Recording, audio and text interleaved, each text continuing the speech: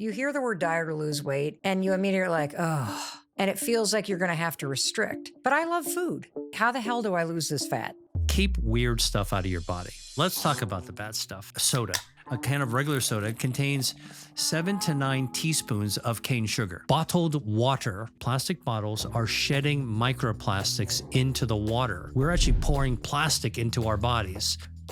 Whoa. Tell us about the 5 things that we can add in. Tomatoes triggers your brown fat to burn down harmful extra body fat. Pomegranates. Mother Nature's pharmacy is found in the juice of a pomegranate. Kiwi has a lot of dietary fiber. Matcha, it actually shrinks your waistline. Matcha, kiwi, pomegranates, and tomatoes help you burn fat. That's right. And so does. Hey, it's your buddy Mel Robbins. I am so fired up that you're here. Can you tell? You know, there are moments where you tune in and you're like, whoa, Mel has eaten something today. Well, I've eaten up our guest and everything he's going to share with you. It is so exciting what we're about to talk about. And it is such an honor to spend time with you and to be together. If you're brand new, I want to welcome you to the Mel Robbins podcast family. I think this is going to be one of those episodes that can change the trajectory of your life. And I know you're going to share it with a ton of people that you care about. And I also know you're the type of person who values your time and that you're interested in learning about ways that you can improve your health. I love that. And I love that for you. I love that for the people that care about you. And if you or anyone that you care about is interested in losing weight or burning fat or just feeling better and getting healthier, holy smokes, you chose the exact podcast episode to listen to at the exact moment because Dr. William Li is in our Boston studios. So let me tell you a little bit about him. Dr. Li is a renowned physician scientist and the founder and president of the Angiogenesis Foundation here in Boston, where he's educated over 40,000 physicians and is currently working on cutting-edge research on blood vessels and clinical applications of angiogenesis. His foundation has over 100 scientific publications in leading medical journals and textbooks. He's also served on the faculties at Tufts, Dartmouth, and Harvard medical schools. Dr. Li's work has impacted more than 50 million people worldwide, and his work has led to effective prevention, novel treatments, and even reversal of diseases that span cancer, chronic wounds, obesity, heart disease, diabetes, and vision loss. And today, this New York Times bestselling author of 2 books, Eat to Beat Disease and Eat to Beat Your Diet, is here in our studios to teach you the science that you need to know to unlock your body's natural ability to burn fat, lose weight, and be healthier. So please help me welcome Dr. William Li to the Mel Robbins podcast. Dr. Li, I'm so excited that you're here. And the way that I wanted to start is, could you tell the person that's listening what they might expect to change in their life if they take everything that you're about to share with us today to heart and they apply it? You know what I always tell people is that it's possible to love your food and love your health at the same time. So you don't fear your food, you lean into it, and you get to really enjoy your life finally. I actually love that you're starting there because I feel like so many of us have a very conflicted love-hate relationship with food. And I think you're about to empower us to be able to understand how to love food and also have it love your body and your health. Yeah. And by the way, it's not about giving permission. It's really about allowing our own human nature to take over our being because we're all hardwired. Part of our humanity is based around food. That goes back to history. And, you know, what I try to do is to bring it right to the present because we all have it inside us. Wow. I've never heard anyone say it like that. So, Dr. Li, according to our research, about a third of our listeners have set a goal to either lose weight or to start a new diet in the new year. And I would love to have you connect the dots between metabolism and how it functions and what your research has shown about those of us that have excess body fat and that are carrying more extra weight around. Yeah, well, look, losing weight is a natural goal. Most of us think about losing weight in terms of the number on a scale or maybe the size of your clothing or fitting the comfort of fitting into your clothing or maybe how you look in the mirror, right? It's pretty crude. And it turns out that if you care about your health, if that's really your priority, for losing weight. You want to burn down the kind of fat that you can't see. And fat that you can't see is not wiggly jiggly. It's actually located deep inside the tube of your body. Our bodies are really, if you stand up straight, and you were to do a scan across our body, it's like a tube. We've got a oval. Our organs are inside there. And the really, really harmful body fat that expands is called visceral fat, and it wraps around our organs like a baseball glove. And when it grows, it expands everything inside the sac of the tube of your body, which is why your waistline increases, right? So the more visceral fat you have, the bigger your waistline has to be. The belt is just being expanded more and more and more. That's different than the fat that's under your arm. And I just want to kind of unpack this a little bit, because I think if you're a person that has struggled to lose weight, you feel very discouraged and you feel a lot of frustration that the weight's not going to come off. And you're making a very big distinction between the kind of fat that might be flabby arms versus that very stubborn fat that starts to gather around the midsection of a lot of people's bodies. Body fat isn't all just what we think it is, right? So look, we've all done it. You're taking a shower in the morning, you step out, you're drying yourself off, you're naked.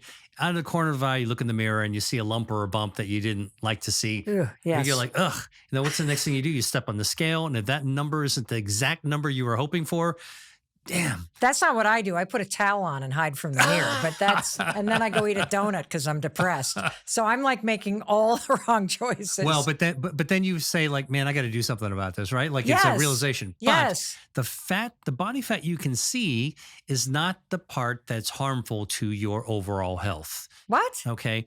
Because fat comes in two different types of fat. You've got white fat, which is what you can see, and you've got brown fat, which you can't see. But I got to explain a little bit further. Okay. So, all right, the word fat immediately stimulates kind of this like negative reaction in our minds, right? That's how we've been trained in society, right? But there is a situation where body fat is actually good and it makes everyone smile. And you know when that is? When?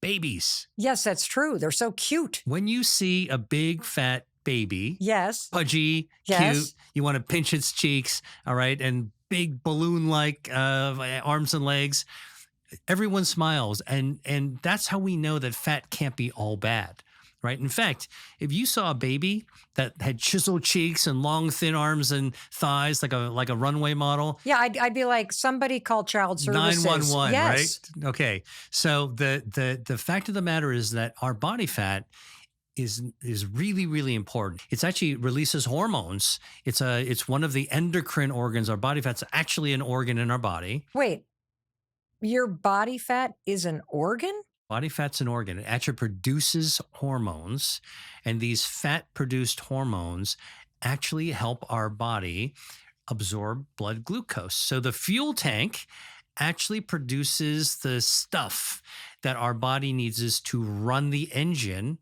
glucose, so we have energy. That's so cool. All right? And in fact, one of these hormones is called adiponectin. All right. Now, you might not have ever heard of adiponectin. Actually, a lot of doctors never heard of adiponectin.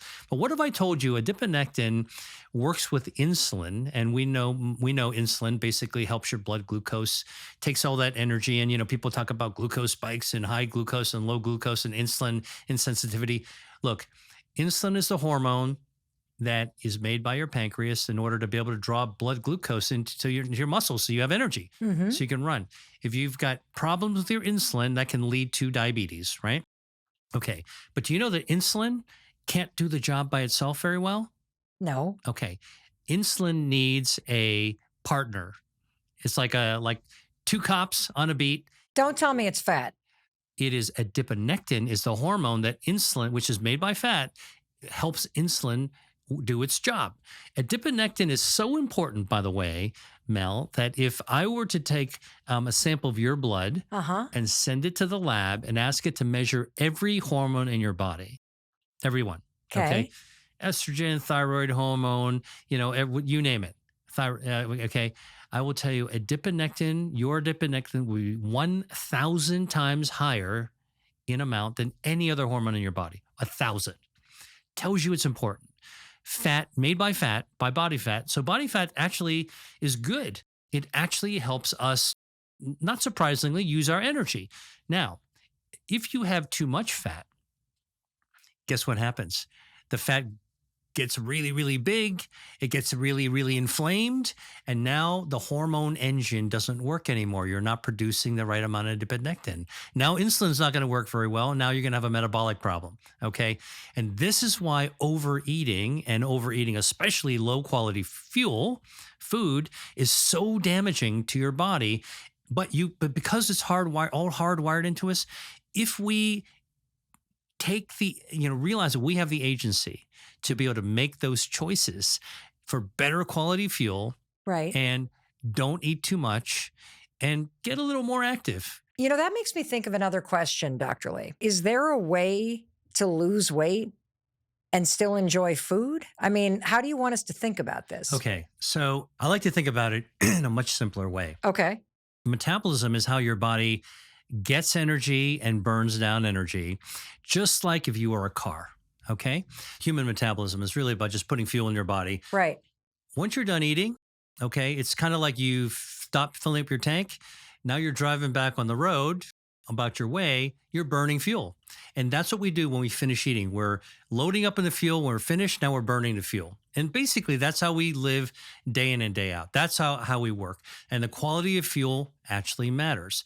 Now, I want to say one thing about besides quality of fuel, it's quantity of fuel. You fill up your tank, it's a metal tank, all right, and you fill it up. When the gasoline reaches a certain level, it'll force the nozzle to click and no more gas will come out. Yep, I feel like I don't have a click, Dr. Lee. Okay, well, imagine what would happen. And this is what used to be in the old days with the filling stations, no click. What's going to happen? You're going to easily overfill your tank. If you're not paying attention, the tank's going to overflow. The gasoline comes right out of the car, runs down the side of the car, around the tires, and pools around your shoes. Right. And now you are standing in the midst of a dangerous, toxic, flammable mess. Right. Right? Okay. Now that's what happens at the gas station. At the dinner table or the pantry, or the drive-by convenience store, all right? If you don't actually control the amount of fuel that you put in your body, because we don't have a clicker, just as you said, we can keep filling it up. What happens is that our fuel tanks are our fat cells. Our metabolism uses body fat. Body fat's very, very important. It's healthy. We want our fat cells they serve as our fuel tank. When you eat, you use some of the energy just to run around, but the rest of it is stored in the fuel tank, which is our fat cells. We call them adipose cells. Adipose tissue. And when you add up a lot of tiny little fat cells, you got a chunk of fat. Now, because we don't have a clicker, the more you eat, you're going to fill up your tank. Oh, you're still eating? Let's fill up another tank. Fill that one up. And by the way, each car is metal and fixed. It won't expand. Body fat cells can expand to 3 times, 300%. You can really blow up a fat cell with fuel, meaning food that you eat, up to 300%, like a balloon, like a water balloon. So now you're still eating. Let's blow up another one. Oh, you're still? Another one. One more piece of cake, one more second helping, another one. Oh, and by the way, once you run out of fat cells, guess what? I don't know. Your fuel tanks are, your body will look for stem cells to create brand new fat cells. And now you can keep on loading them up. Now think about this. Wait, so you're basically, if you eat beyond the click, in terms of what you actually just need for fuel. Yep. Your body is designed through fat cells, to create storage tanks for all this fuel. And when you run out of the storage tanks in your fat cells, your stem cells actually kick into gear and create more cells to hold this energy. More fuel tanks, exactly. Wow. And this can happen over the course of your whole life. So the more you overeat, and it's even worse if you use poor quality fuel. Now, excess body fat in this situation is exactly the overfilling of your fuel tanks. So if you follow your hardwiring, if you fill up your tank only to what it's supposed to be and don't overflow, you will actually follow those 4 patterns. But how many people do you know who control their eating in a way that's mindful so you're not overflowing your fuel tank? And the reason I'm actually saying this is that, over the course of the year, you pick the holiday. All right. You Right. could talk about the winter holidays. You can talk about Easter. You could talk about the summer 4th of July. You could talk about any holiday you want. All right. Thanksgiving.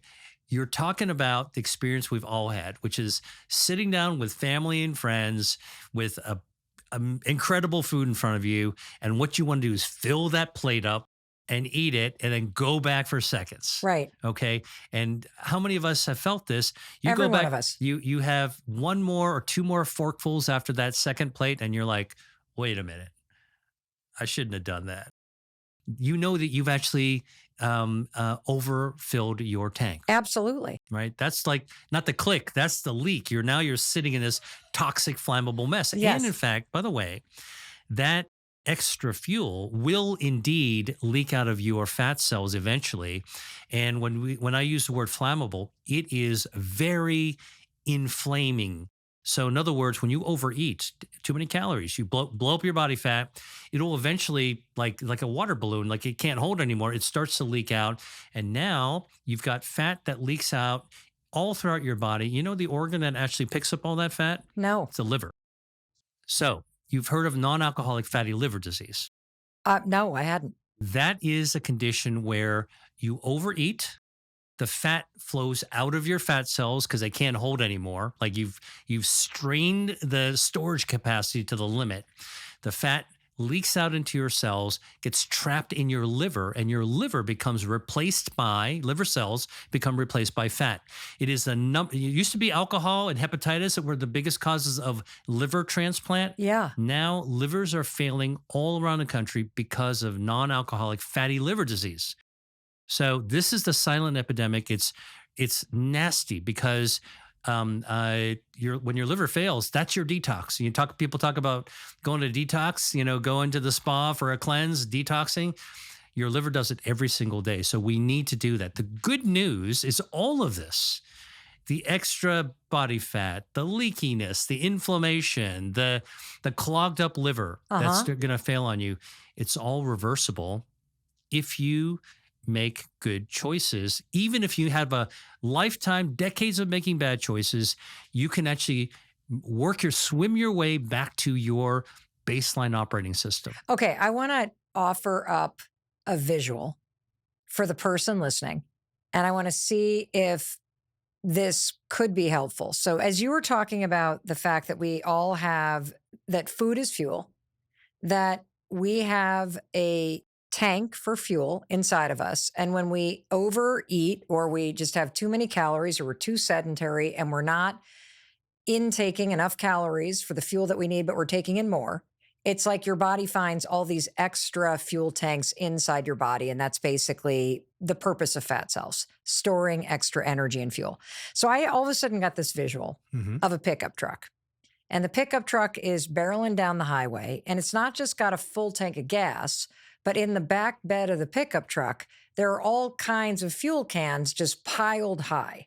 And if I'm listening to the good news and I'm listening to your excitement about the fact that your metabolism, based on research, your ability to burn the calories and burn the fuel effectively, that it's basically the same for your life, no matter how many fuel tanks you got in the back of the pickup truck. And that if you were to start to follow the advice, slowly but surely, that pickup bed would become empty because your internal body's ability to just drive down the highway, it is always there, no matter how much fat is stored in your body. Is that true? That is completely true. And that means you can offload that fuel. Okay. Okay. So if you exercise and you're burning more fuel, that's basically throwing some of the tanks off the pickup truck. So you're lightening the load, so to speak. Okay. So now I want to know, Dr. Lee, how the hell do I lose this fat? I see all over the place 10 days to shed 20 pounds and all these diets that, keto this and do that over here and do this. What do you actually do? Let me give you some really simple tools that anyone can actually use that they probably even heard about. One is called intermittent fasting. Okay. But I'm going to debunk that too. Oh my God. So you're telling me to do it? Now you're debunking it? Let me tell you, first of all, intermittent fasting is thought of as a health fad, a trend that everybody does. And you got to go, oh, what is it, like 16 hours of not eating and squeeze everything in 8 hours. Hey, listen, that would be very hard for someone like me and probably like you running around all the time. Okay. It doesn't work very well. But let me tell you that there's more than one way to get at it. And the best way to intermittently fast is to take advantage of the fact that when we're sleeping, we're not eating. Okay. When we're not eating, we're fasting. Okay, so sleeping is intermittent fasting because we don't sleep all the time. And when we get up and we break our fast, which is called breakfast, all right, and that's the best way to get intermittent fasting. But I got to give you a little understanding of this, Okay. because after you eat the last bite of food the night before, all right, your body is like, okay, is that it? That's the last drop of fuel we're going to get tonight. The moment it realizes you're not going to put any more fuel in your body, your metabolism recognizes, it goes from fuel storing mode. Come on, give some more. Let me put it in my fat. Oh, no more food. Let's now switch gears. Okay, like literally like a gearbox in a car. If your body's a Ferrari, all right, and you're going to switch gears when you're no longer eating, it switches into fuel burning mode from fuel Okay. storing. Let's load up that body fat to fuel burning. So when you're sleeping and not eating, your body's burning down fuel from your fat cells. You're actually losing weight, burning fat while you're sleeping. Well, how long do you have to not eat for this Okay. to work? So this is actually the important part. We know that 8 hours of sleeping is the healthy amount of sleeping for all kinds of things, brain health and metabolic health and anti-aging and everything else. You want to sleep 8. It's more like 7 to 9. 8's like right in the middle. 8 hours is where you're going to start to get that benefit. But let me tell you how anybody can expand their body's own hardwired fat burning period. Okay. Okay. So what you do is you expend it on both sides before you go to bed and when you get up in the morning. Let me talk about the night before. All right. So like if you sit down and eat at 7 and you're done at 8, when you put your dishes away, no more eating. All right. There's no midnight snacking. Don't take a bag of chips with you and sit on the couch and watch the game or whatever else you might do. All right. Don't be nibbling. No last minute before bedtime, open and get that piece of pie. When you're done at 8, when you put your dishes away, that's it. Now, let's say you go to bed at 11 o'clock. I'm just going to give an example. Eat dinner at 7, stop eating at 8, put your dishes away. No more food until the next day. And no drinking. And no drinking. Actually, tea is okay. All right, as long as I'm you don't put talking milk in alcohol. it. No drinking for sure. Okay. Anything with no more calories, okay? Okay. 8 o'clock, let's say you go to bed at 11. Okay, that's 3 hours between 8 and 11 o'clock, 3 hours. You just bought yourself 3 extra hours of fat burning time. 11 to 7 in the morning, that's 8 hours. Okay, so that's 3 hours plus 8 hours. That's 11 hours of fat burning that you've given your body just by not eating after you put the dishes away. Now, when you get up in the morning, this is like a super little easy tip that I tell anybody. I practice it myself. Get up in the morning. Don't do what your mom told you to do, right? So when we were growing up, get out of bed, get down to that breakfast table, eat something quickly so you can actually go to school and learn something. Don't be hungry. No, we're adults. And it turns out you don't need to eat right away in the morning. Get up in the morning, take your time getting ready. And for me, before I eat anything, I will go for a walk. I'll open the door, get some fresh air, maybe read a book, check my email, whatever. Wait at least an hour from the time you wake up until the time that you put the first thing in your mouth. Now, that's 1 extra hour. So 3 hours the night before bed, 8 hours, that's 11 total of fasting, meaning fat burning time. Now add 1 more hour, okay, by not eating right away.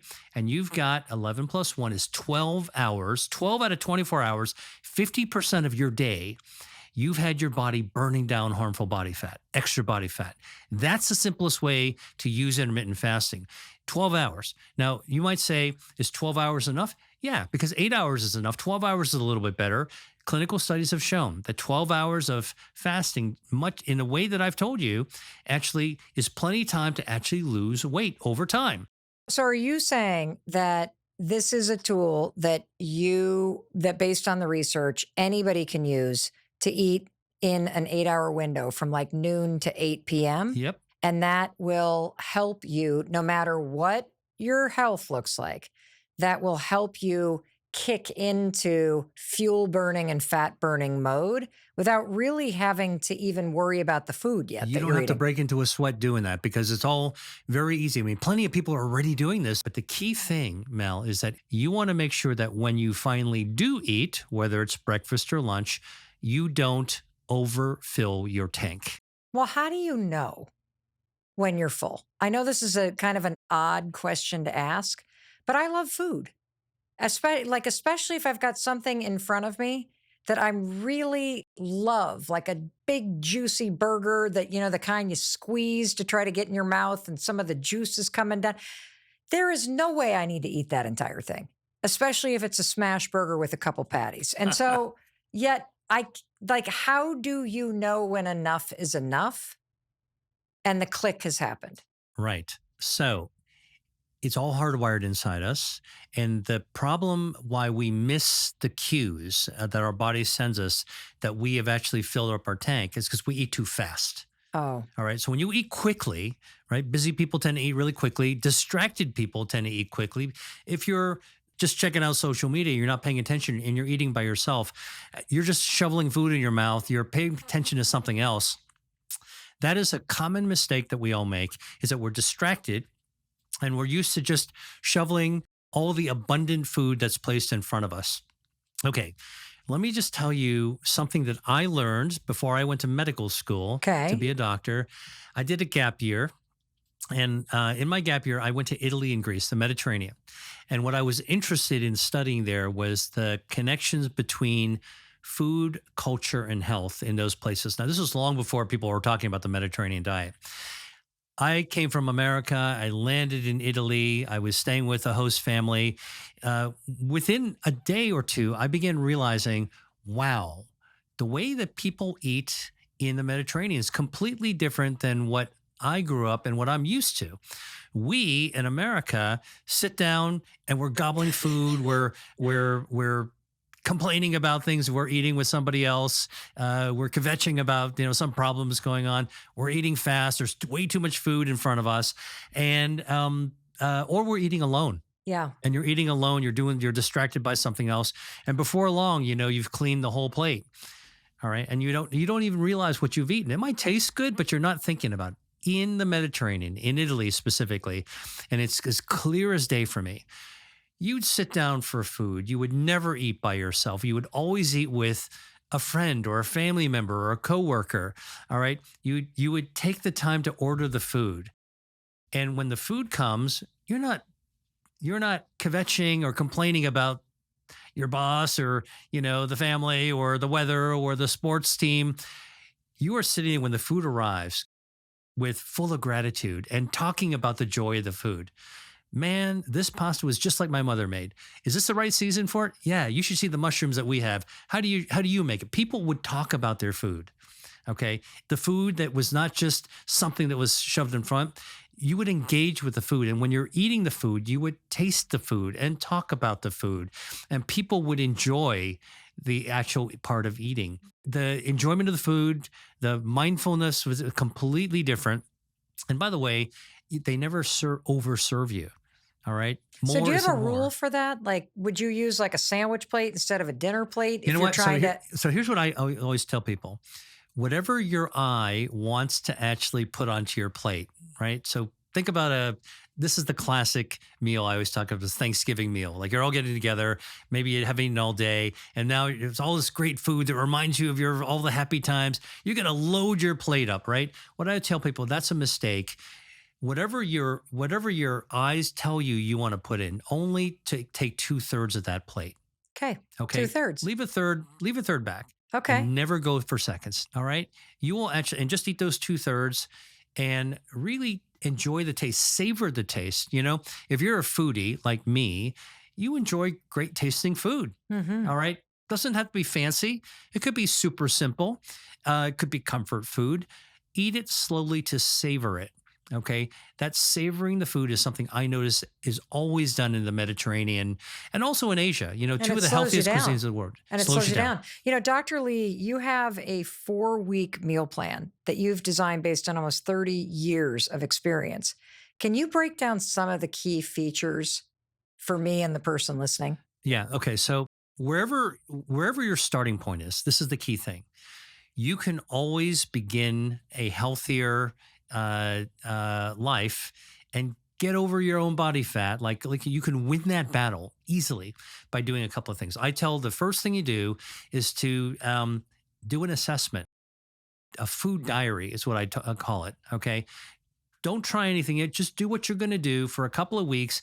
Take out a piece of paper or maybe even notes on your mobile device Uh huh. and just record what you're eating and how much you're eating every single meal. Why is that important? Because a lot of us don't realize what we're eating and how much we're eating. Every time you snack, pop out that piece of paper or your notes section and write it down. No guilt, no shame. This is all about just recording it. Okay. Now, after 2 weeks, go back and look at it. And most of us will be surprised at what we ate, how often we ate, and how much we actually ate. All right. By having that self realization, by documenting it, it's kind of like you're trying to develop an allowance. You're teaching children how to Yeah. spend money responsibly.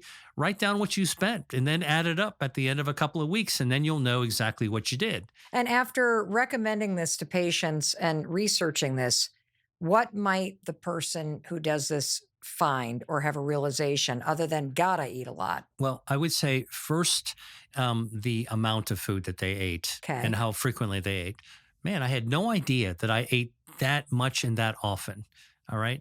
So the second epiphany is by identifying what kind of food. Most people go, geez, I kind of eat junky food. All right. Just documenting that for yourself. Again, no judgment. This is just so you can see where you are. And that's the first phase. I think then you go on to the swap in phase. What? What I call it Swamp swap in, not swap out, swap in. Oh, swap in. I thought you said swap. I'm Nope. like swamp. I'm like, that doesn't sound good. Okay, No, go to no. swap in. Okay. Right? Because basically people like go, oh, so now's the part where I actually have to deprive myself, right? Nope. I'm saying, listen, when you're not eating good stuff. Let's talk about swapping in. Take something that you love to eat that's healthy and swap it in. Okay. And there's all kinds of things that we love to eat that is healthy. And that's in my book, Eat to Beat Your Diet. I give lists of 200 different food items, ingredients that are all delicious that you can swap in. The reason I call it swap in is because when you're eating something, you're displacing something that is not so good for you. The more good stuff that you swap in, less room you're just going to have in your life for the stuff that's not so good for you. Well, what I love about that is because you hear the word diet or lose weight and you immediately are like, oh, and it feels like you're going to have to restrict. And your swap in methodology, it makes a lot of sense because if I think about it, I could eat a bag of chips and not even think about it. I'm not going to eat a bushel of apples. No. So if I'm adding in something healthy, I'm probably not going to overeat it anyway. Exactly. That's the other thing.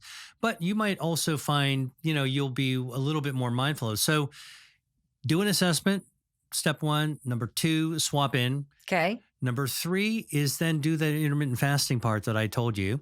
Now, the key though with this, don't overeat when it is time to eat. That's the 2/3 rule. Okay. 2/3 rule. And one thing I'll tell you that's a Japanese saying that came from Confucius is called stop when you're 80% full. Now, I'm going to tell you how you know this. But there's the Japanese saying is called hara hachi banmi. Hara hachi banmi really means just listen to your body when you're about 80% full. How do you know when you're 80% full? Well, I have to unbutton my pants usually. Well, okay. By the time you feel full, yes, you've already passed 80%. it's true. I kind of just feel that sense that, oh, but there's just one more bite. And it's not ever as good as the one that came before. Listen, here's an example, Mel. You know, like when you're parking a car, like in a parking lot, and there's like those little cement things in front, right? Yes. Like you're pulling it up a little bit further. You know, like when you start hitting that, when you see that grating sound in your car, you've gone too far. That's what happens when you have to unbutton your pants. True. So, but if you eat slowly, and then listen, this is a very important point. You want to stop eating when you're satisfied, not when you're full. When you feel, oh, that was pretty good. Not when you're full. We're so trained to look at the volume of our stomach, the pouching. We're trained to unbutton our pants. Right. Okay. But really, if you eat slowly and mindfully and take your time and savor your food, at some point when you put your fork down, you're going to go, that was pretty good. I like that. That's 80%. I love that. What are the top 5 foods that we should add in to boost our natural metabolism and lose weight? Okay. So a lot of people don't know this, but there are certain foods that will fire up your body's extra fat burning machinery. Now, we didn't talk about this yet, so I'm going to quickly slide this in. Please do. You got white fat, which I told you is the wiggly jiggly kind you see in the mirror. Yep. It's under your chin. It's under your arm. You're looking at me when you say this. Like, are you saying that I have white fat under my chin? The wiggly jiggly time. The muffin top, the thigh, the butt. That's white fat. Oh my God, have you seen me naked? All Dr. Lee, you're describing me. I'm sorry, and Chris. It's also in the tube of your body, the visceral fat that what do you mean expands in your the waistline. Tube of your body? Look, our body's a tube, right? Think about it, right? And inside the tube of our bodies are organs, but our fat can grow inside there. Got it. Our guts are called our viscera. So visceral fat's the fat that grows around our guts. The more you load up that extra fuel, the more that fat grows, starts to strangle your organs. And when it becomes inflamed, it's really dangerous. That's a dangerous kind of fat. So you want to burn that fat down. Okay. Now, it's called brown fat. Okay. Brown fat is not wiggly jiggly. We love brown fat. Okay. Brown fat is close to the bone. It's not even near the surface. It's around our necks, plastered around our necks, under our breastbone, a little bit between our shoulder blades, and scattered in our belly a little bit. Brown fat is not white fat. Brown fat is a kind of fat that when you activate brown fat, it fires it up like a space heater. Actually, another analogy I get that's even clearer is that if you got a gas cooking range in your kitchen and you want to heat up some water to make some soup or some tea, what do? You go to the gas range, you turn the knob, click, click, click, whoosh. That's what brown fat does. Okay. It burns the jiggly fat? It burns away the jiggly fat. Shut up. When Really? you turn on brown fat, you burn down the white fat. So how the heck do I turn on the brown fat? Okay. So we originally evolved brown fat for hibernation. Cold temperatures trigger brown fat, and the brown fat burns down the white fat to give energy and heat. It's a process called thermogenesis. So when you hear about cold plunges being good for your metabolism, cold showers. Indeed it does. Indeed it does. Because cold temperatures in our body will trigger on our brown fat. Well, now I'm motivated. So how long do I have to stand in a cold shower in order to like ignite my brown fat to burn the jiggly white fat? So listen, I'm a medical doctor, so I'm very careful to tell people that before you do something that could create a shock to your system, like cold plunge or super cold shower, you should probably talk to your doctor about it or a healthcare provider to make sure that you're not making a move that's not good for you. You might have high blood pressure. You might have a heart rhythm issue. So please don't just like solo this on your own. All right. You really need to be able to do this. But if you want to if you get into a warm shower, turn that temperature down until it's cooler. All right. So now you're not endangering yourself. Yep. You know, I think if you're in there for 10 minutes 10 of minutes? a cool shower, What? cool. I'm not saying freeze it. Oh, okay. Turn it down cool, then turn it so it is hard to stand it. Okay. Yep. And you'll start feeling it. Like you start feeling it. Like, look, go out to the winter without a coat on. You can go Feel out there it. for a little while. It's Pick true. up your mail at the end of the snowy driveway. It's All true. right. And at some point you're like, oh man, this is getting a little bit. When you start feeling this is getting a little bit too, stop. Okay. And that's why it's true. Like some people will get these like ice baths. They're going to do their cold plunges in the morning. Please, when you start feeling like you're going down with the Titanic. Like, you better get out of there. All right. But the brown fat turns on. Now, here's the cool thing. Besides cold temperatures, it turns out that certain foods that you can eat will trigger your brown fat to turn on and to start burning down fat.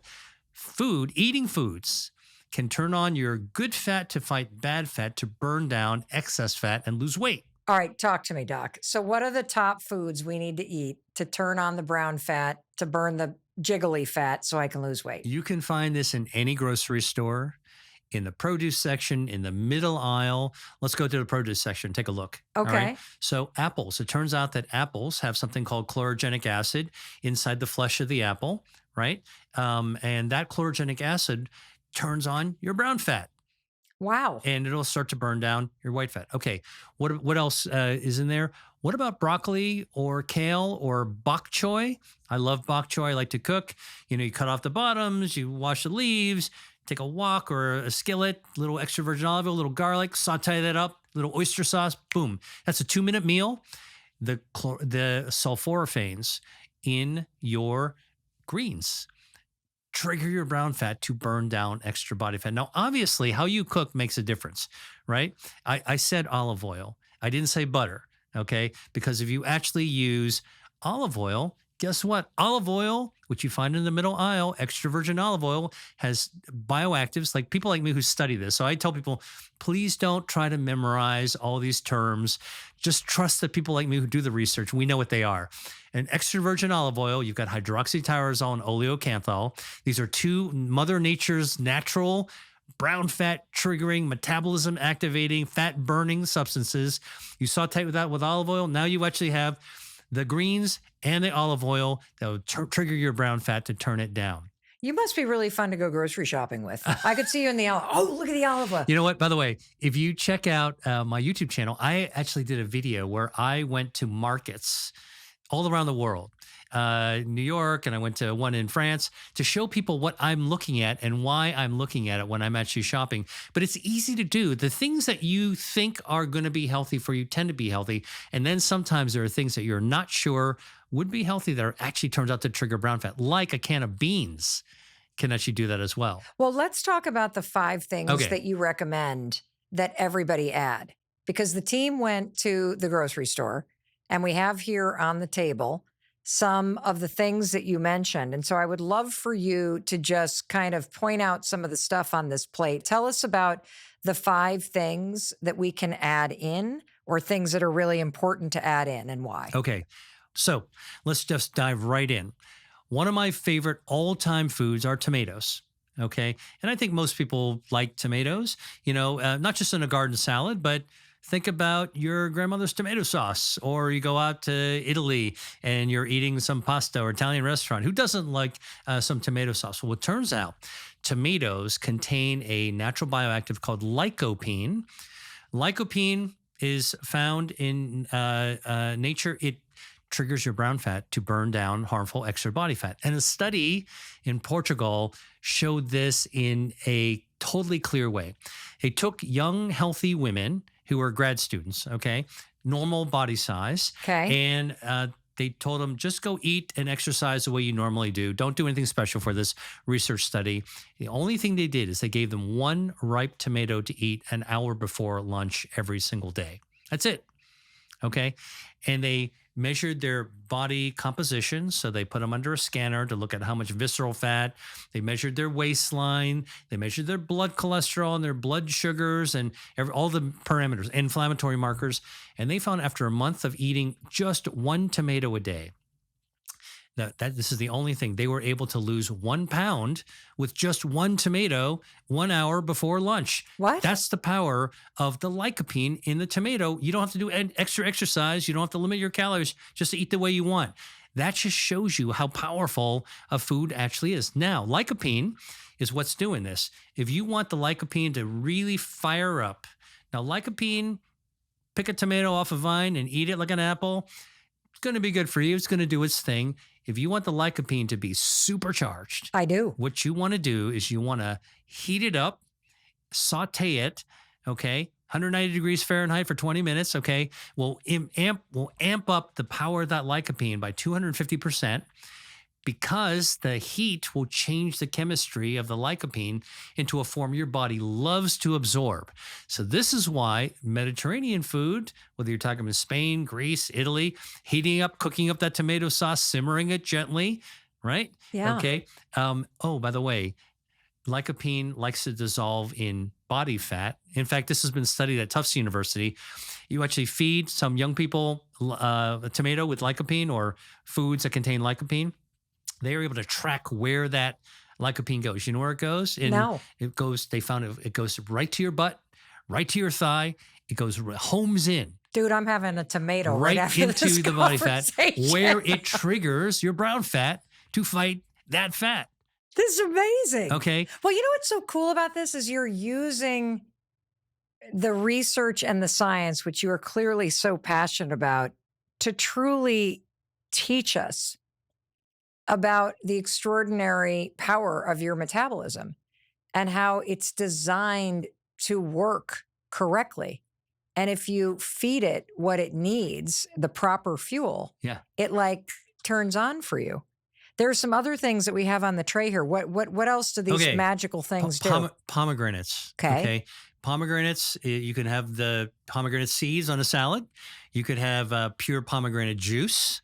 Okay. And pomegranates, they're pretty sweet. So you got to not eat too much of or do not drink too much of the juice. Actually, you just need about 8 fluid ounces, 1 cup.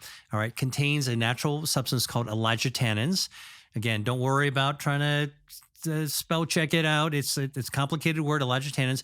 Mother Nature's pharmacy is found in the juice of a pomegranate.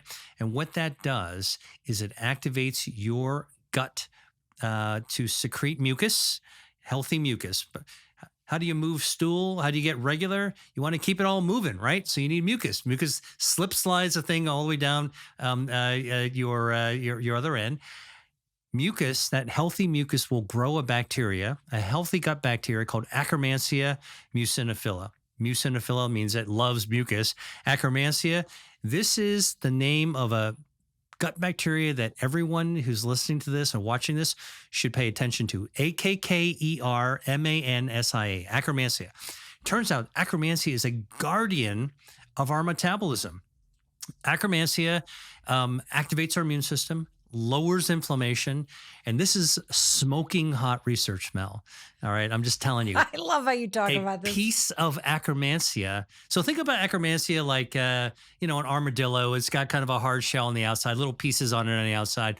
One piece has just been discovered. It's called P9. P as in Peter, 9. That fragment of Akkermansia, whether the bacteria is alive or blown into 100 pieces, that bacteria, that piece of that bacteria causes your body to produce its own GLP-1, which is exactly what Ozempic and these prescription drugs are trying to do.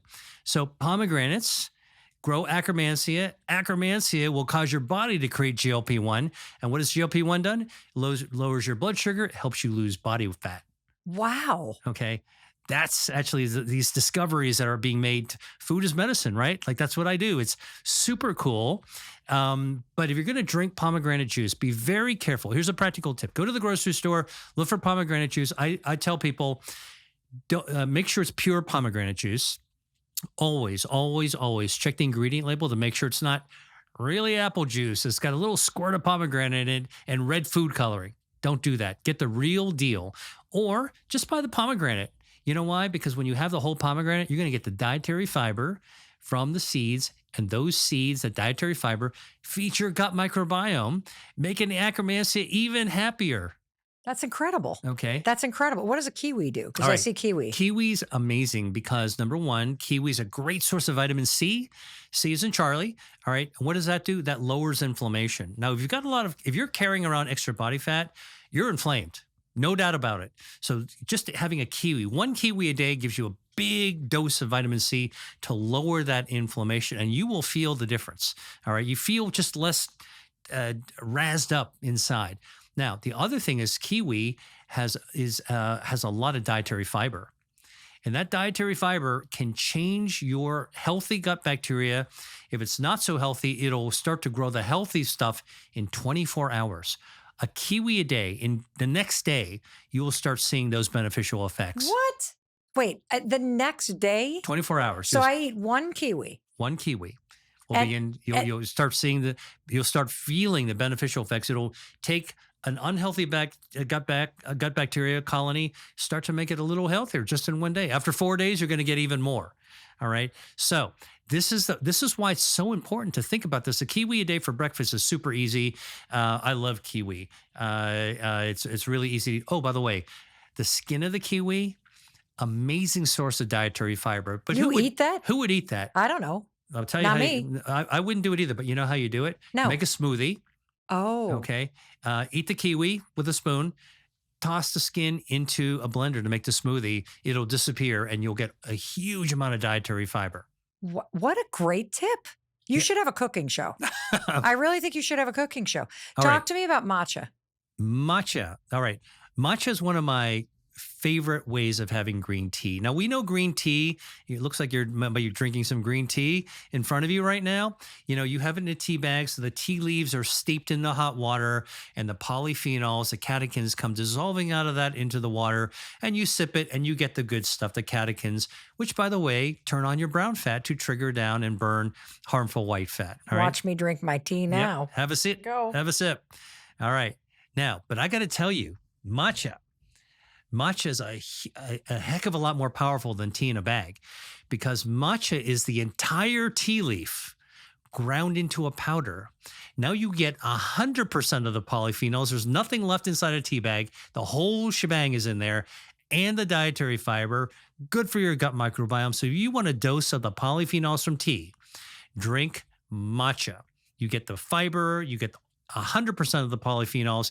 It's super, super powerful. And that's been shown to burn down harmful body fat. How do we know it burns down harmful body fat? Is because it actually shrinks your waistline. You could actually lose an inch of a belt.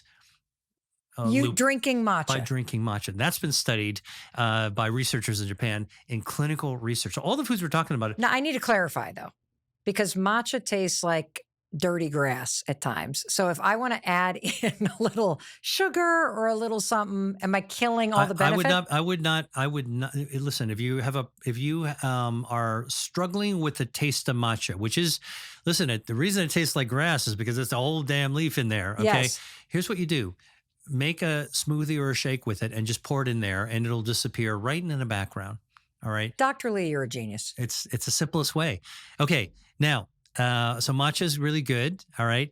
Dark chocolate. Dark chocolate. Who doesn't like dark chocolate? Who doesn't like chocolate? All right. Well, it turns out a lot of people get confused. They're like, Dr. Lee, you're telling people to eat chocolate? Yes, I am. And the reason is because chocolate is actually a plant-based food. What? Well, chocolate is made with what makes chocolate is cacao. Okay. And cacao comes from the cocoa bean pod that is growing from a tree. And you take these pods, which are shaped like a football. They're heavy. All right. You cut them open. You peel off the outer skin. You dry it. You ferment it. You crush it up into a powder. And now you mix it into make chocolate.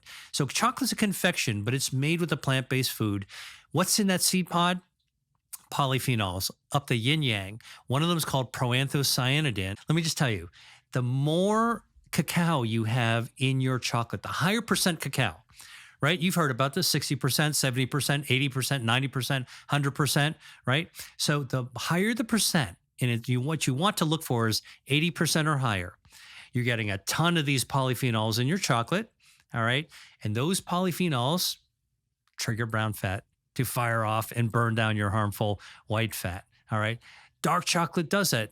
Now, the darker, the more bitter it's going to be. So what I like to do, what I tell people, like, just get a little square of it and have it with coffee. You've created mocha. Bite of chocolate, sip of coffee, you've created your own mocha. And guess what coffee has? Coffee also has polyphenols, chlorogenic acid. Oh, didn't you hear me say this before with apples? That's right. Coffee has chlorogenic acid. So a cup of coffee will fire up your brown fat to burn down the harmful white fat every single morning. Wait, so coffee with chocolate helps you burn fat? Yep. That's a double-barreled approach. Matcha, kiwi, pomegranates, and tomatoes help you burn fat? That's right. And so does edamame. You have a little thing of edamame on this plate here. Edamame, soybeans. It turns out that soybeans have been shown to trigger on the burning of harmful body fat by triggering your brown fat. And so this is actually, if you think about the foods we talked about, these are not like crazy things you got to spend a lot of money ordering on the internet from some, crazy supplement producer. You don't have to be a bodybuilder. You don't have to be a fitness champ. All right. The foods that we love to eat can be really healthy for us as long as you don't overeat, don't overfill the fuel tank, as long as you're keeping on moving around so you're burning some of the fuel. All right. And when you're not actually overeating the bad stuff. Now, we haven't spent time talking about the bad stuff Well, because let's talk about the bad stuff. listen, my whole philosophy is that if you spend more time putting good things in your body, you're just not going to have as much room for the bad stuff. But let's talk about the bad stuff. Look, we all know that there are foods that are very common that we've all grown up eating that aren't so good for us, right? And, one of the things that I got to say up front is I don't do what a lot of social influencers do. I don't food bash, brand bash. I don't try to shame people for what they eat. Listen, I love some snacks every now and then as much as the next person. And it's totally fine because if you spend most of the time activating your body's healthy systems, the hardwiring, you can afford to take a hit every now and then. It's like just putting some of that crappy gas in your tank every now and then. You're going to bounce right back. We're very, very resilient. That said, I do think it's important for people to understand that, we're beginning to understand why certain foods that are not so good are really bad for you. Okay. And a great one that I always pick up with is soda. Okay. Whether you get the blue can or the red can, or whether you have regular soda or diet soda, any soda is really not healthy for you in the long run. Even the zeros and the diets. And Especially those. What do you mean, especially those? Especially the diets. The history of soda goes, I think, back to France, where they were serving fruit juices and somebody came up with this entrepreneurial idea. Let's bubble some things into the fruit juice and see if we can actually have a crowd pleaser. All right. And I think that was the birth of soda. All right. The soda fountain and everything else. Right. You got to actually put you got to put the gas in there. Fast forward 20th century. Now you've actually got mass production of these sodas. Turns out that regular soda, regardless of what brand it is, actually contains a can of regular soda contains 7 to 9 teaspoons of cane sugar. Wow. You come to my house and I offer you a glass and I put 9 teaspoons of sugar in it and say, here, have this smell. You'd go, that's disgusting. I'm not going to do that. That's what's happening when you're actually drinking soda. Wow. Now, that amount of sugar overload, carb overload, we talked about carb overload earlier. All right. Now you're like really flushing out. That tank's filling up real fast now and spilling over. But on top of that, you're overloading your metabolism because remember those hormones that have to collaborate to be able to really bring in the blood sugar to make sure you got enough energy. When you flood that system, all right, your system doesn't go so well. It doesn't function so well. It starts to derail a little bit. Listen, a single can, even 2 every now and then, you're going to be just fine. All right. Your body's not going to love you for it, right, but it'll get back to itself pretty quickly. But, when I was in medical school, I remember distinctly, there was a classmate of mine, so future doctor at the time, who was bragging that he would have 2 6-packs of soda every single day to get through the day. I mean, that's 12 cans of soda. Geez, think about the amount of sugar that person was actually putting into his system every day. It's like 108 teaspoons. Yeah, right? I mean, just think about the big pile. Now, I will tell you that the reason that the zero version, the sugar-free version was developed is because, well, in the 1970s and 80s, we started realizing that sugar causes you to gain weight. So let's come up with something else. Well, classic to the industrial food mindset, let's go invent something. Let's go invent artificial sweeteners, right? Non-caloric sweeteners. You can eat them. They taste sweet, but they don't actually add any calories. That must be better, right? Well, we thought so, except that research has shown that people who drink a lot of diet soda, they actually gain weight too. Huh. They also gain weight, all right, even But I without thought, sugar. but hold on, because I thought that we talked earlier about the fact that calories are fuel and there's less calories. Exactly. You're right about that. However, we also talked about the fact your gut microbiome helps you have good metabolism and burn fuel. And it turns out, and Mel, this is pretty new, like within just the last few years, the discovery that our gut bacteria is very sensitive to artificial sweeteners. And so artificial sweeteners actually kill off some of the good, healthy gut bacteria. So something that's well-intentioned, non-caloric sweetener, goes right down. We don't absorb any of it because it's not a calorie, goes down and feeds our gut microbiome, remember? And so what happens is the gut bacteria start to revolt. They don't do so well. Some of the gut die off. And now, guess what? Your metabolism isn't functioning normally. You're derailed from that hardwiring, and now you start to gain weight. So food number one that I think that you should stay away from are sodas, regular or diet. That's one of the ones that you want to stay away from. All right. Second food that I tell people to try to stay away from are these packaged health foods. Now, you go to the airport and you go to, you see the bar and it looks like it's got granola and all that kind of stuff in it. It seems like it'd be a healthy bar. Yes. Take a look at the ingredient label. Okay. And you will find that there are all these emulsifiers, the glue that holds the things together, sometimes artificial flavorings that are actually in there because, the healthy stuff doesn't have enough sweet hit for you. Sometimes artificial coloring, so it looks a little bit nicer. Or here's another one besides the bar. Like tree nuts are healthy, right? So you like almonds, macadamia, pistachios, cashews. Right, you go to the airport, you go to the convenience store part. Oh, let me go look for some in the health food section. There's nuts in a bag, all right, and they're barbecue flavored. Well, there's no such thing as called barbecued flavored. Take a look at the ingredient label. Those are red food coloring, yellow food coloring. They've got artificial seasonings. It's not even real chili pepper. It's like artificial stuff. It's designed to light it up. Anything that's manufactured like that to be healthy, please read the ingredient label. If it seems like it's Greek or Latin or you can't pronounce it quickly, it's probably an ultra-processed ingredient that's going to harm your health. It's going to increase oxidative stress.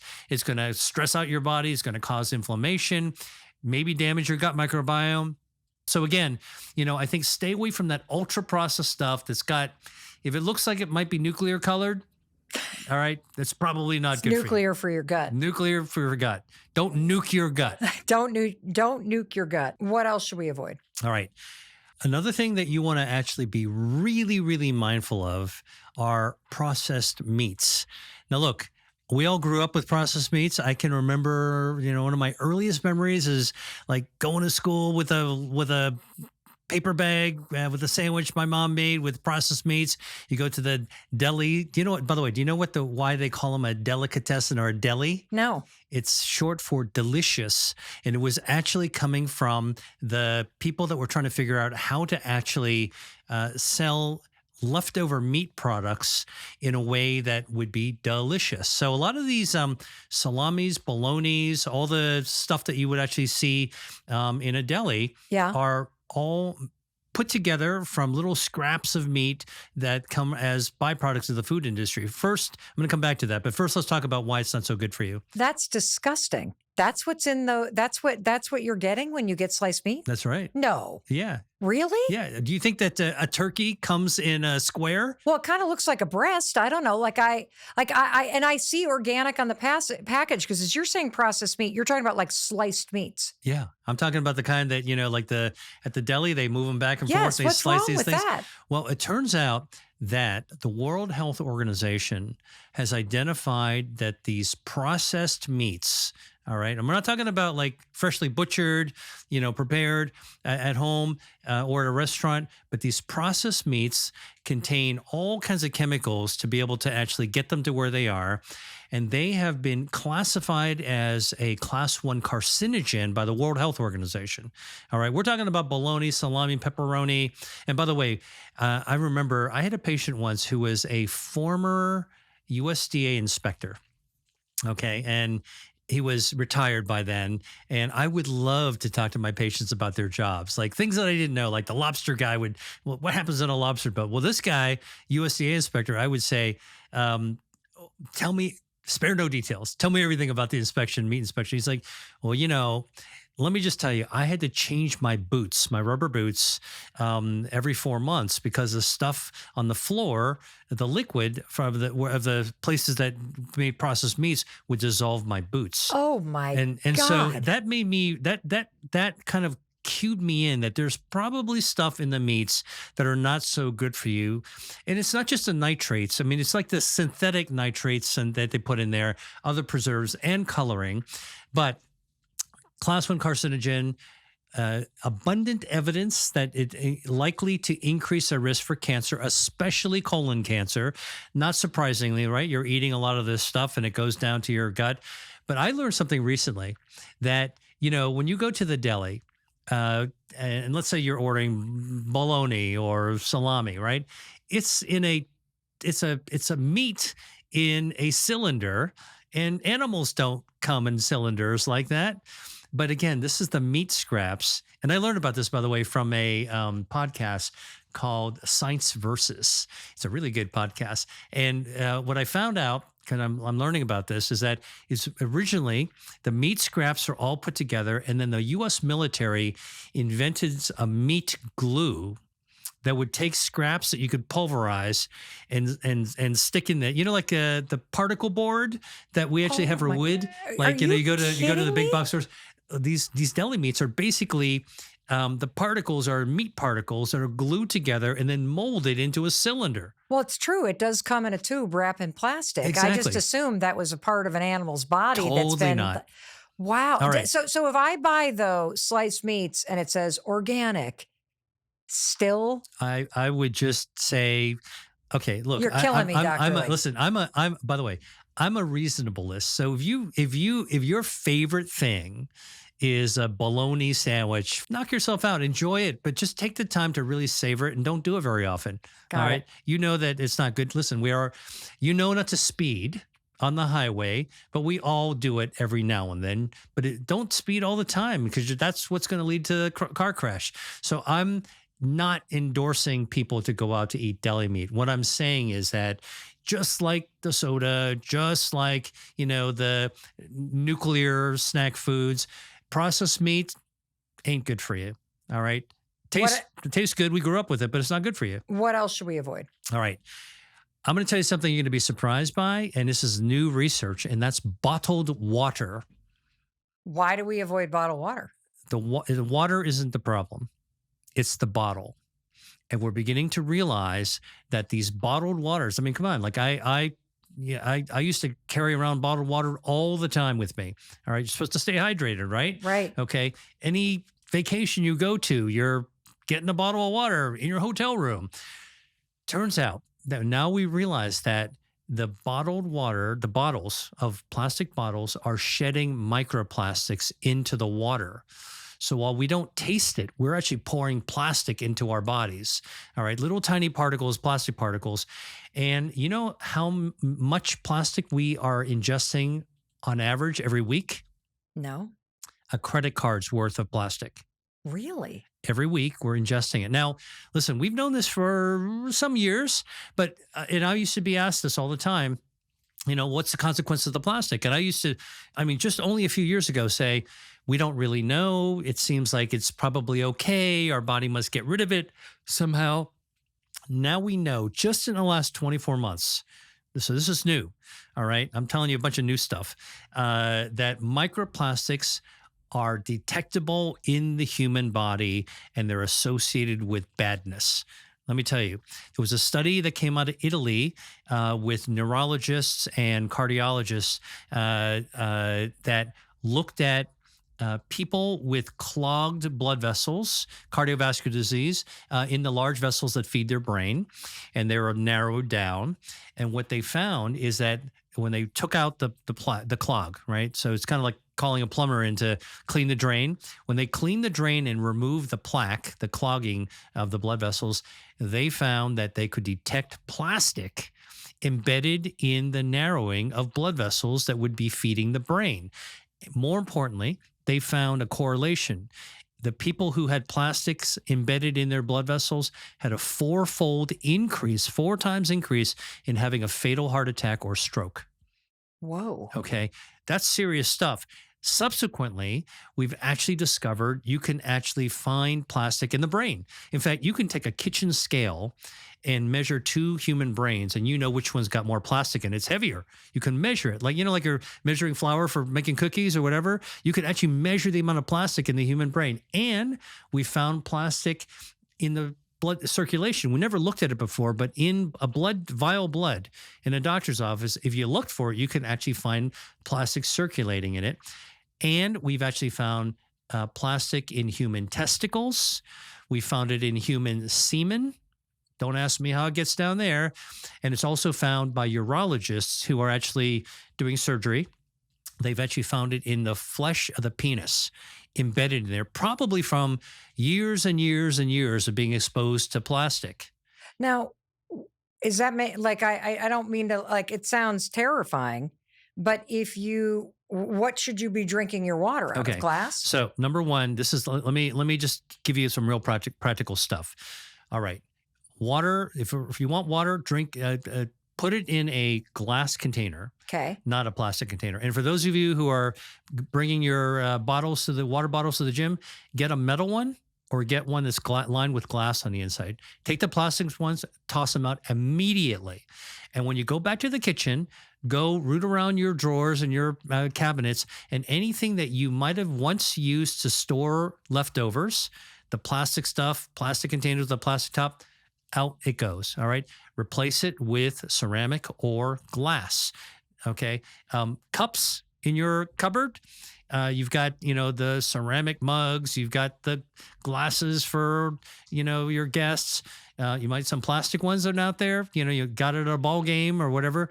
Out. Throw it out. And now I feel like an idiot because I've handed you a silicone glass, so it doesn't don't drink out of it, Dr. Lee. Don't listen. I mean, I'm telling you, microplastics are a big deal. Now, I'll tell you, it's almost impossible to get away from microplastics. They're everywhere in the environment. They're in the new carpets. They're in the HVAC systems of our house. Yeah, but that's different than actually ingesting it in your food. We breathe it in and it gets into our body as well. But you're right. What I'm trying to say is that for foods that you want to avoid, okay, you want to stay away from plastics whenever you can.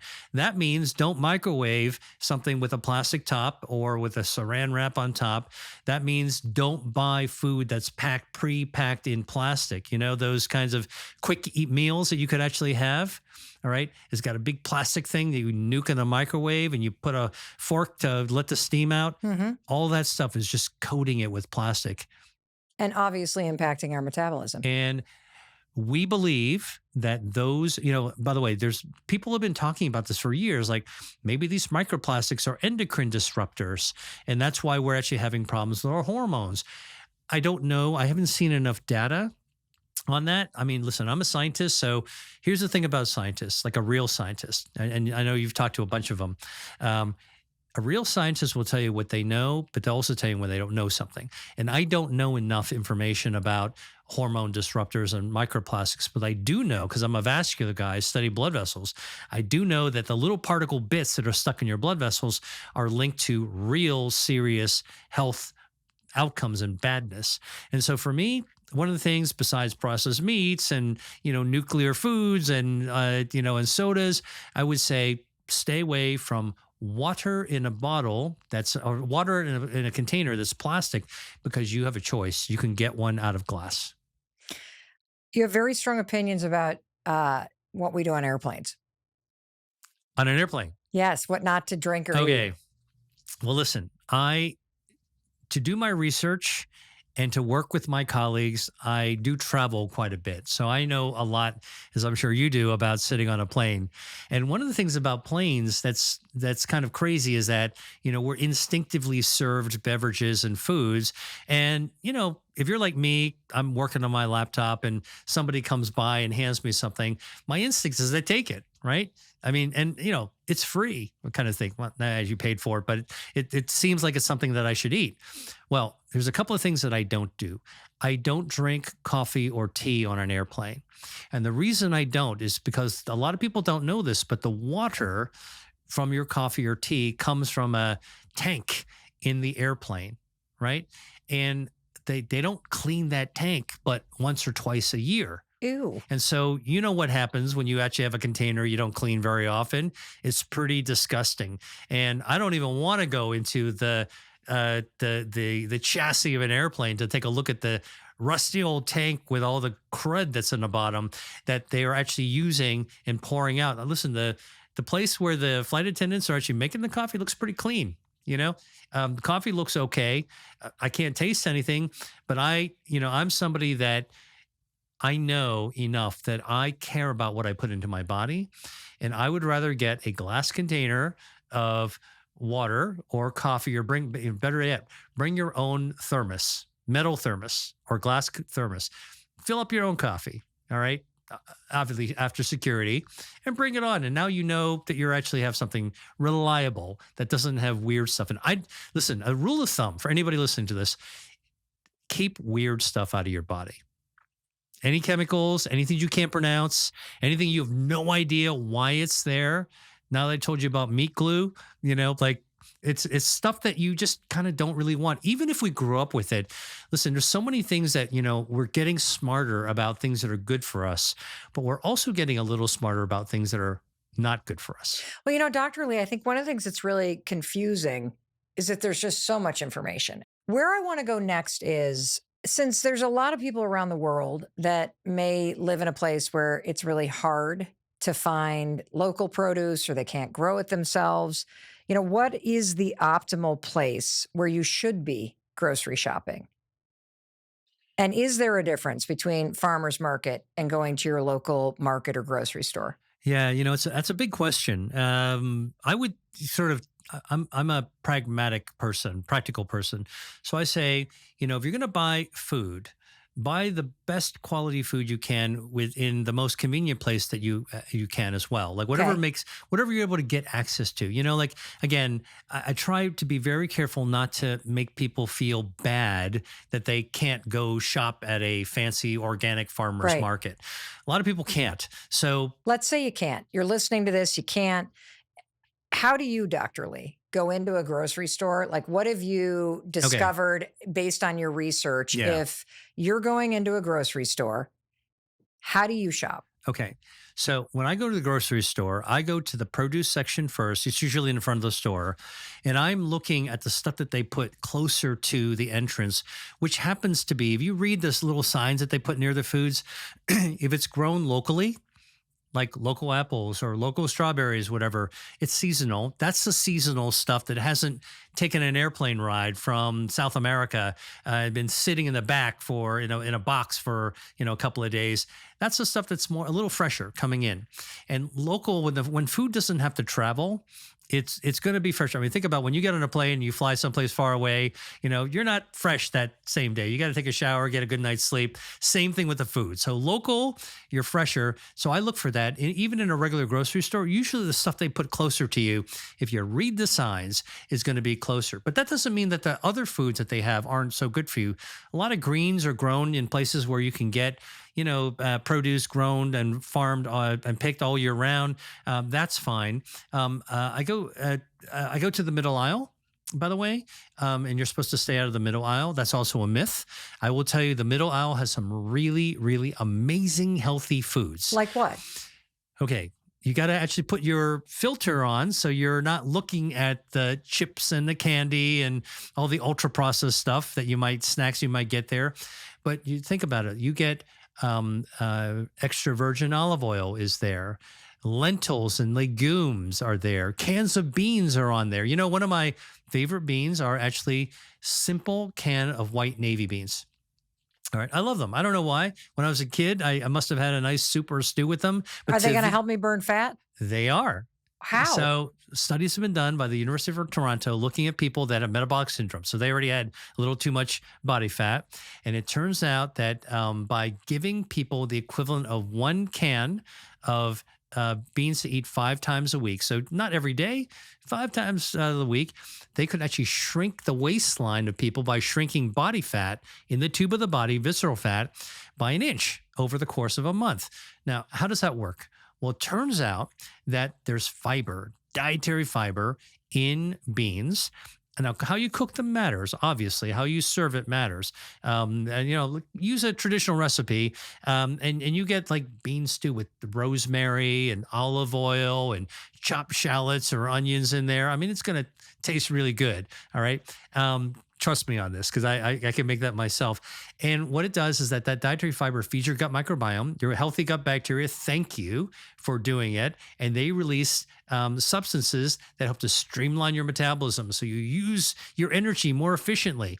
All right. So middle aisle. Oh, another group of foods in the middle aisle that get bypassed. Obviously, dried fruits. You can actually get cranberries, blueberries, apricots you can get in the middle aisle. But here's something that a lot of people don't pay any attention to, and that is tinned seafood. What? Tinned seafood. Okay. Okay. What am I doing with tinned seafood, Dr. Lee? Now follow me on this, right? When I was a kid, and if I saw a round can of tuna fish. Yep. Now, I've been to my friends' houses often enough when I was a kid. When one of those things get opened up, it smells fishy and it smelled just like wet cat food. Yes. All right. So I'd stay away from that stuff like my whole life. Then when I was doing my research, I realized that I was wrong. And that tinned seafood is a delicacy in the Mediterranean with really healthy diets. And they call them conservas. Like they're conserving it, they're preserving it. They catch fish on a boat. It could be squid, it could be mackerel, it could be sardines, it could be tuna, it could be a whole bunch of different kinds of fish. They cook it right away, they steam it, and then they pack it in extra virgin olive oil. So now the fish has got healthy omega-3s, good for your metabolism, helps you burn harmful body fat. Now they're packing in olive oil. Now it's nice and moist, and olive oil's got the hydroxytyrosol and oleocanthal that helps to activate your brown fat. Then they chop up little herbs and flavoring seasoning, and they put it into a tin. And the reason they did that in the Mediterranean is because in the months they couldn't go out fishing. All right. They would actually want to have omega-3s. They didn't call them omega-3s. They just call them protein, and they call them delicious local foods. But if you go to Spain, Portugal, south of France, Italy, Greece, and you go look at, some of their little food stores by the water, by the shore, you'll have stores packed with these conservas, and they are delicious. Fastest lunch I've ever had, okay, is you get a hunk of sourdough bread. Sourdough, because it's a fermented probiotic food. The sourness of sourdough bread comes from a bacteria called lactobacillus, makes lactic acid, which gives you the tangy sour of sourdough bread. It's great for you. Hunk of sourdough bread, reach into my pantry, pull out a tin of conservas, pop it open with a fork, and I've got myself a really delicious, when I open some pickles or something, now you get some more fermented foods. That's a way of getting a really tasty, mouth-watering lunch. And what I do, by the way, at night, if I'm so busy, I don't have time to cook dinner, but I'm hungry, right? And it's and I'm like, oh, I got to eat something, but I didn't plan dinner, or I missed dinner. What do? I will take I'll take a pot, boil some water. I'll look for some, good pasta, ideally organic pasta. I'll boil it up. Okay. I take a stainless steel pan, and you know what I do? I heat it up with a little extra virgin olive oil, and I will crack open a tinned seafood thing. Might be mackerel, sardines, could be anything. Okay. Mussels, clams, squid. And I will just cut those up real briefly, and I'll throw them right into the cooked pasta, heat it up, take a little tube of double concentrated tomato paste, a little squirt in there, flip it around a couple of times, and man, the whole house smells great. And now I've gotten like a gourmet meal I just made myself with conservatives you find in the middle aisle of the grocery store. And more importantly, all of those things help me lose weight. And they're not expensive. Yes. Okay, so this is Dr. Lee, that's the trifecta.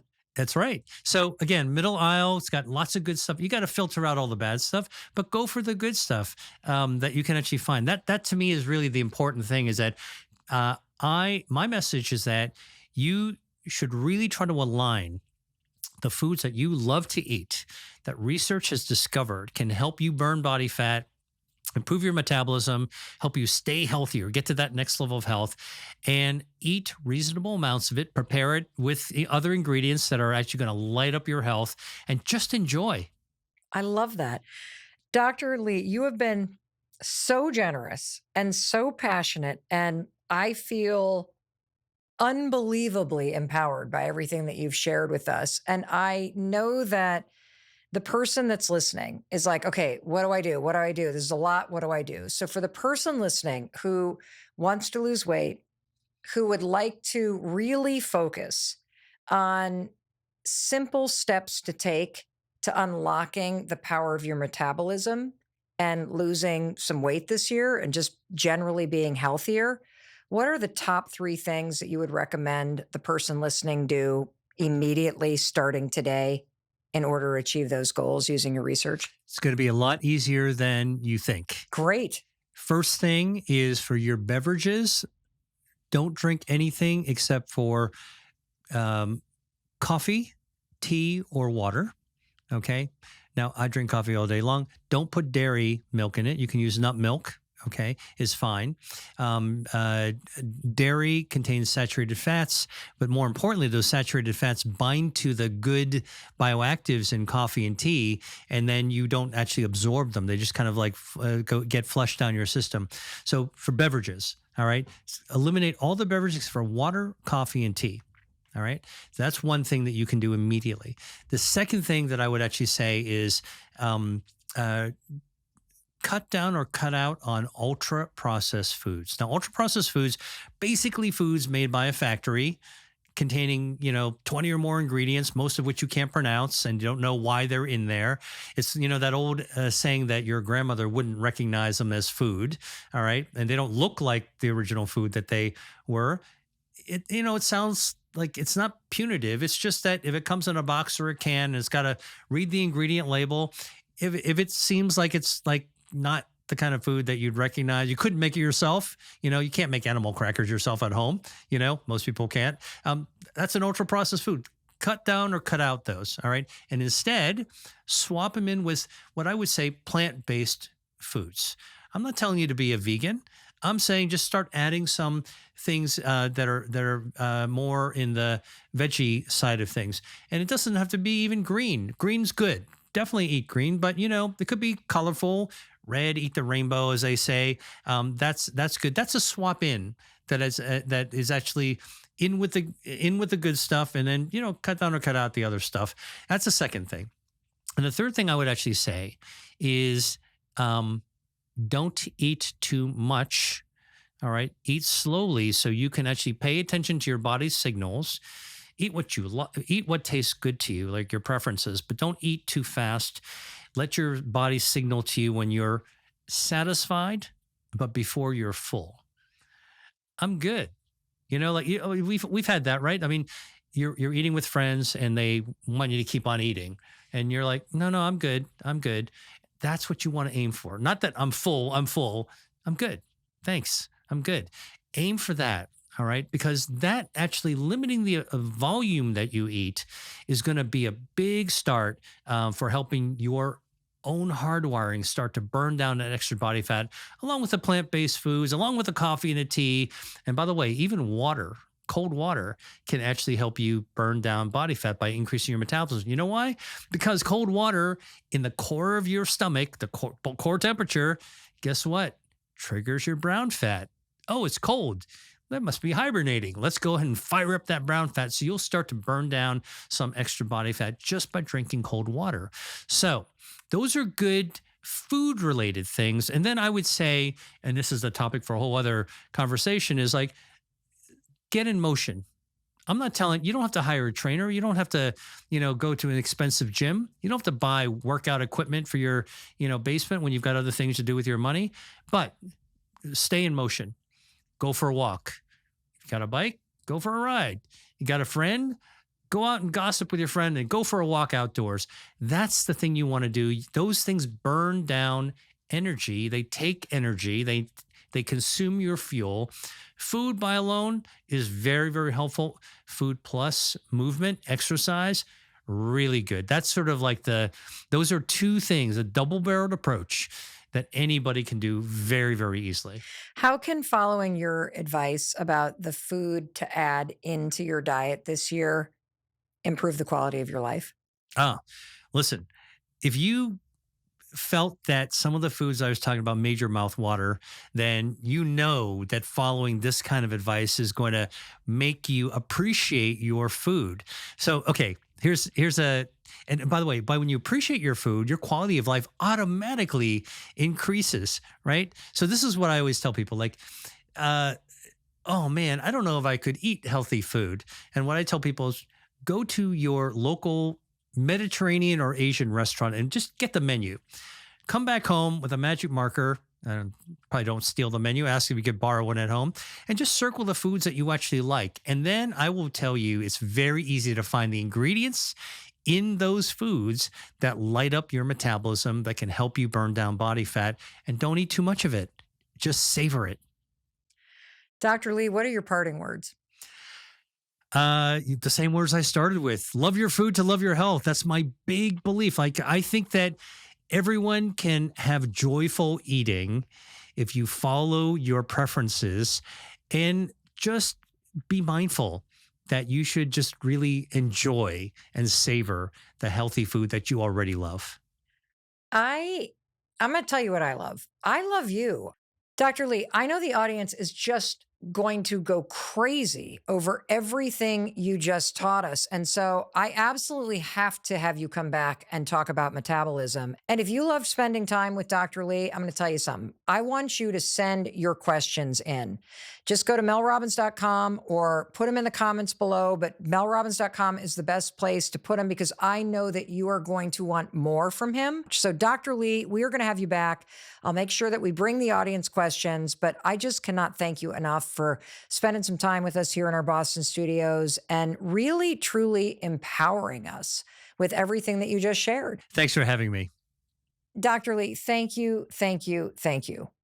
And I also want to thank you. I want to thank you for taking the time to listen to something that is going to improve your health. And I wanted to be sure to tell you, in case nobody else does today, that I love you and I believe in you and I believe in your ability to create a better life.